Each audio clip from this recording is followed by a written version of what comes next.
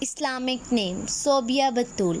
صوبیہ بطول کے نام کے اسلامی معنی ہے پوشاک والی یا لباس والی۔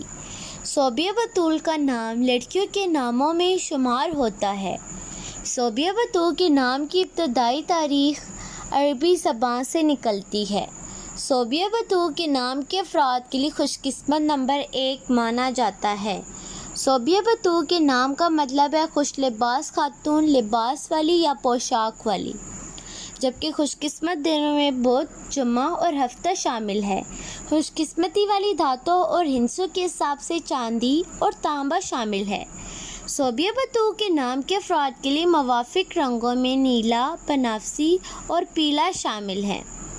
صوبیہ بطول کے نام کے افراد کے لیے موافق پتھروں میں ہیرا پتھر شامل ہے۔